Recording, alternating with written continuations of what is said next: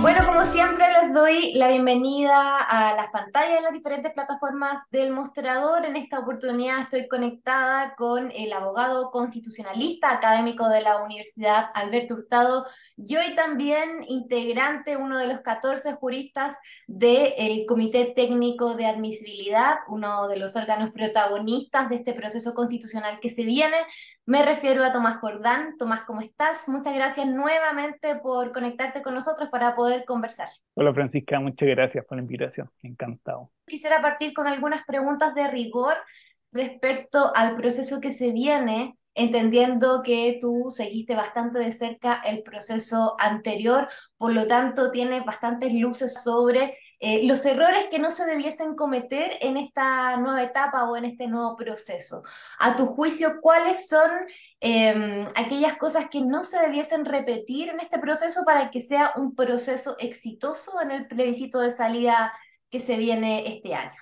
A ver, yo creo que primero que todo, esto es un proceso que se ha ido desarrollando en el tiempo en la construcción de una nueva constitución. Me parece que la convención tuvo antecedentes, que una discusión muy larga sobre la nueva constitución en Chile. ¿Y por qué lo digo? Porque estamos frente a seguramente la tercera oportunidad, Bachelet contando como primera, la convención segunda y ahora el Consejo, la tercera oportunidad para dotarnos de una constitución democrática.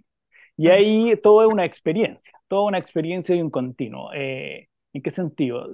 Quisiera decir dos cosas. Una, que ha pasado con el paso de los años que se ha ido ampliando el consenso sobre la necesidad de una nueva constitución, cosa que hace 7 u 8 años no existía. Me parece que eso que es importante relevarlo porque las nuevas constituciones se construyen cuando los actores políticos van tomando conciencia de la necesidad de un nuevo texto. Y eso yo creo que el trabajo de la convención allanó o dio por sentado esta necesidad que se expresa en el acuerdo nuevo y en el nuevo proceso.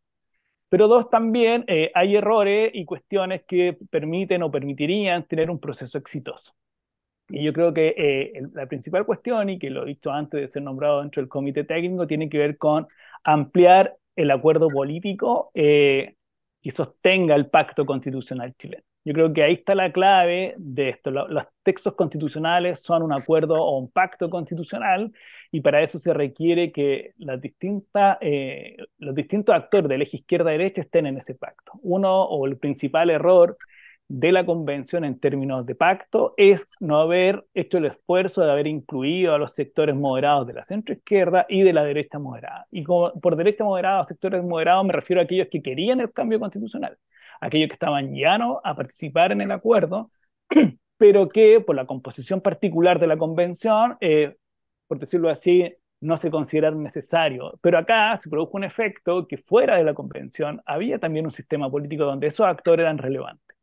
Entonces, como enseñanza o como una experiencia, tener una buena práctica, por llamarlo incluso así, es la necesidad de que tanto la Comisión Experta como el Consejo Constitucional busquen acuerdos amplios. Y otra segunda cuestión, que no es menor y que es un desafío para este proceso, el segundo requisito clave en todo proceso de cambio constitucional, que es la legitimidad ciudadana. Ujú. Hay una cuestión que se tiene que tener a la vista, que hay ciertas reglas de participación que se disponen para el nuevo proceso, pero que es importante que la ciudadanía en general se sienta conectada con el proceso y con sus resultados. Se produjo en el proceso anterior una desconexión por la performance de la convención y una distancia entre ciudadanía y trabajo de la convención y por lo tanto examinar el resultado que era el texto, se produjo una especie de disfuncionalidad. Entonces también hay que tener a la vista que el contacto o la conexión o la confluencia con la ciudadanía en el trabajo constituyente es clave de cara a un plebiscito final. ¿Cómo otorgar legitimidad a este proceso, atendiendo, por ejemplo, que ahora estamos en una etapa que tiene características distintas? Los mecanismos de participación popular se van a dar luego de que ya esté redactado el anteproyecto, por lo tanto va a haber una etapa inicial que no va a contar con participación ciudadana, sino que va a ser una etapa más bien cerrada. Y otro elemento adicional es que esto va a ser en un periodo más corto de tiempo y a lo que se suma también un contexto de fatiga electoral a propósito de todo lo que pasó el año anterior. ¿Cómo se puede sobrellevar un proceso y dotarlo de legitimidad dado todos estos elementos de contexto que tenemos sobre la mesa? Sí, es una buena pregunta porque es difícil pero yo creo que hay varios elementos que son interesantes. Uno, que ya ha habido, y yo creo que las 12 bases lo expresan, ciertos consensos mínimos constitucionales. Me parece que eso no existía antes, no era transversalmente acordado, y hoy día hay un punto que nos permite dar cuenta de que la discusión constitucional del último año ha acordado ciertas cuestiones. Dos, hay que diferenciar claramente entre el trabajo técnico de la comisión experta, que tiene que elaborar un anteproyecto, respecto al trabajo deliberativo que va a realizar el Consejo Constitucional. Y ahí la legitimidad ciudadana tiene un rol relevante. ¿Qué quiero decir con esto? Hay una cuestión de diagnóstico general que los órganos representativos están en crisis. Se ha producido en las últimas décadas una crisis de la democracia representativa y una distancia con la ciudadanía. Clave entonces es que ese trabajo, el Consejo, en sus instrumentos de participación, fije formas en que esa ciudadanía pueda, y aquí ocupo la palabra clave, incidir en la discusión constitucional. Incidir significa que sus visiones constitucionales puedan impactar en la discusión constituyente propiamente tal. Esa es la clave en los procesos contemporáneos de crisis de la democracia representativa y por lo tanto la necesidad de complementarla con participación ciudadana. En ese sentido, la ciudadanía se siente incorporada al proceso y por lo tanto su forma de mirar tanto los contenidos como el procedimiento en sí mismo va generando legitimidad. Y legitimidad con una definición bien particular, que son el apoyo que se da al proceso y a las instituciones que en ella se generan. Entonces, si se logra, bueno, hay dos universidades a cargo de coordinar, la Chile y la Católica, de diseñar instrumentos de participación ciudadana que logren incidir en la discusión constituyente, tú vas a ir nutriendo esa discusión y vas a ir generando esa legitimidad. Por una razón también que se ha dado, que tú lo decías, porque el proceso constituyente anterior, bueno, estuvimos sometidos a muchas elecciones y a un proceso constituyente generó cierta fatiga general. Por lo tanto, tú tienes que buscar la forma en que se reconecte la discusión constitucional con las personas de cara nuevamente a una cuestión que es el plebiscito final. Y en ese sentido, si se adoptan buenos mecanismos, instrumentos de participación, puede haber una reconfiguración y una relegitimación del proceso en sí mismo. Y yo creo que esa es clave. Ujú. Si no se logran, va a haber ahí un tema. Pasemos ahora a hablar propiamente tal del Comité Técnico de Admisibilidad. Tú eres uno de sus 14 abogados integrantes, árbitro supervigilante de las bases constitucionales, podríamos decir. Cuéntanos un poco en la práctica cómo va a ser su funcionamiento al momento de que se vayan aprobando las normas, ¿cierto? Las normas constitucionales cuando el Consejo ya esté funcionando. ¿Cómo va a ser el mecanismo de este momento en que se levantan las alertas respecto a alguna norma que esté infringiendo las bases? Operamos o funcionamos tanto para la comisión experta como para el Consejo Constitucional. Y por lo tanto, nos tenemos que instalar el 6 de marzo junto con la comisión experta. Ujú. ¿Eso por qué tiene relevancia? Porque en la comisión experta como en el Consejo se van a discutir propuestas constitucionales, propuestas de norma constitucional, como se llamaba en Sí. el periodo anterior, y la Constitución hoy día dice propuestas de norma. ¿Por qué es importante? Porque esas 12 bases son un parámetro en la cual esas propuestas eventualmente se pueden comparar. ¿Qué quiero decir con eso? La comisión experta tiene la obligación de ejecutar esas 12 bases, también el Consejo. Pero pueden haber propuestas de norma que algunos consejeros o algunos miembros de la comisión experta consideren que vulneran alguna de las 12 bases. Y ahí es donde aparece este órgano árbitro, que es el comité técnico, que eventualmente, si hay una impugnación de una propuesta de norma, llegaríamos a conocerla. No de oficio, por decirlo así, no a motu propio, sino que solo cuando se produzca una disconformidad en la discusión y hay unos quórum, que sea 2/5 de la comisión experta o 1/5 del Consejo Constitucional, vayan al comité técnico, le digan, ¿sabe qué? Estimamos que esta propuesta eventualmente vulnera la base 1, 2, 5, 6, cualquiera de las 12. Y ahí nosotros tenemos que examinar y dictar una resolución si se ajusta o no esa propuesta a una o más bases que están siendo cuestionadas. Y en ese sentido, nosotros, y eso es clave, solo vamos a actuar eventualmente si hay un requerimiento. Por lo tanto, es un órgano que acompaña, por decirlo de alguna manera, es una entidad que eventualmente podría operar, como no podría operar, o funcionar o no, según si hay requerimiento o no. Ujú. Ahora, la otra duda que surge es que, claro, ustedes van a operar bajo criterios estrictamente jurídicos, pero sin duda que la aplicación de estas bases constitucionales al momento de la redacción de las normas o las propuestas constitucionales también van a estar cruzadas por criterios políticos. ¿Cómo esas interpretaciones o ese cruce de criterios van a conversar en su trabajo? Porque sin duda que estas 12 bases o muchas de ellas van a tener interpretaciones distintas, ¿no? En función de lo que política o ideológicamente se esté debatiendo según el lado desde donde se mire. ¿Cómo eso va a conversar en su conjunto? Sí, yo creo que ahí hay un buen punto, porque las bases son, como su propia definición, son bases, son sostenes, es decir, son fundamentos que habilitan la discusión constituyente. ¿Qué quiero decir con eso? Que son lo suficientemente amplias para que distintas visiones constitucionales tengan cabida.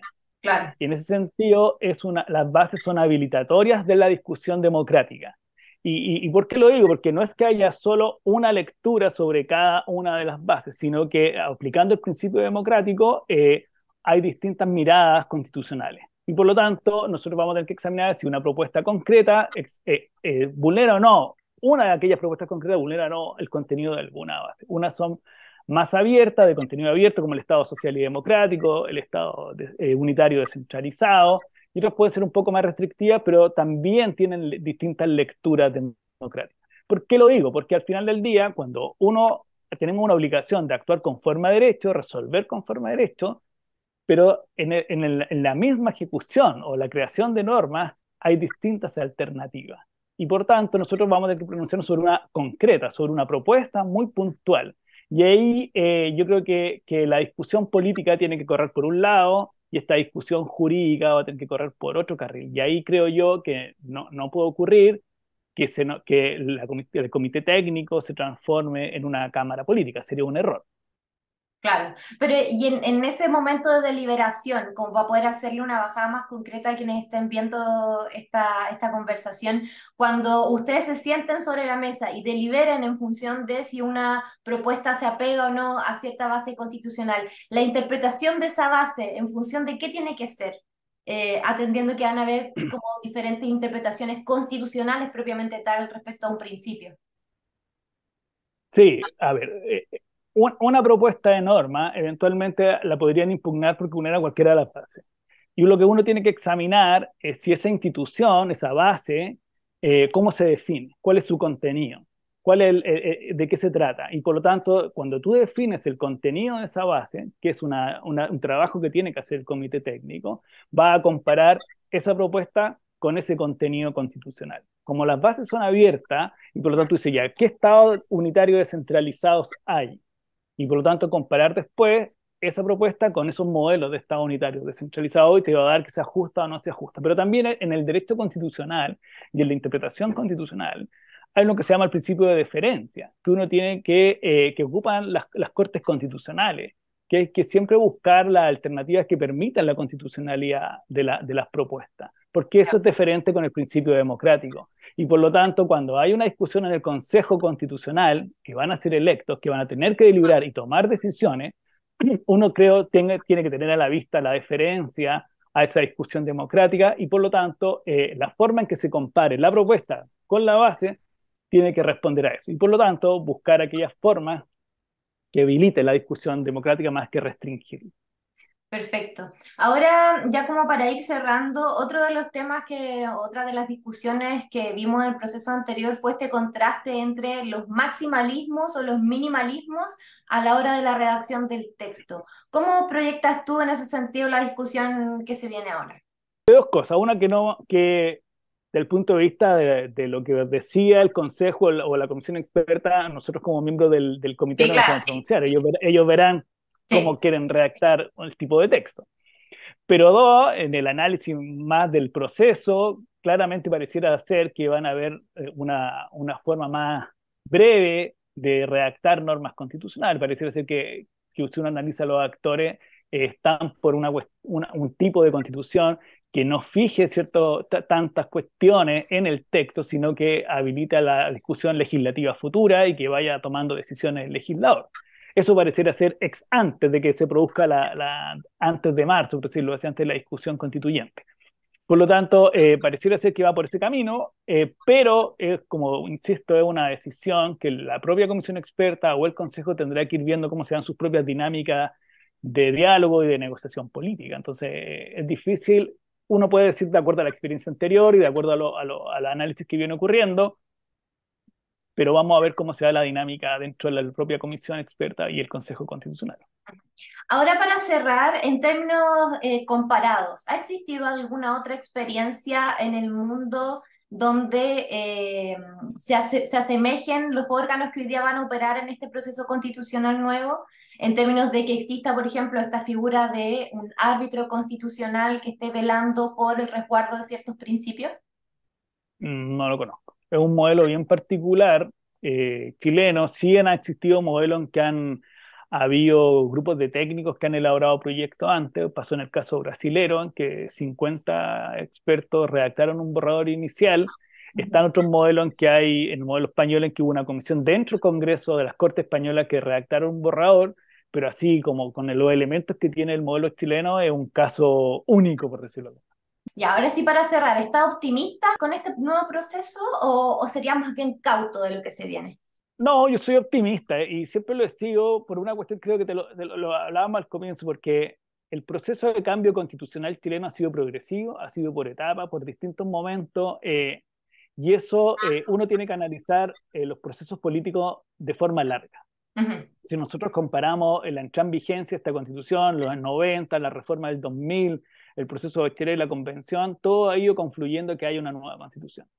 Ujú. Y por lo tanto, estamos en esta etapa que yo creo que hay mayor conciencia política de tener que lograr un resultado que sea, vuelva justo lo que empecé con acuerdos políticos amplios y con legitimidad social. Por lo tanto, eso me da cierta fe, por decirlo, confianza en que se puede creer que vamos a tener un nuevo texto.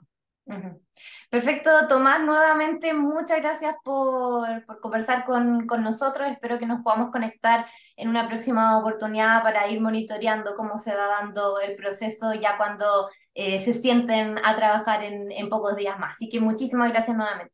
No, gracias a ti, que estés muy Que bien. estés muy bien.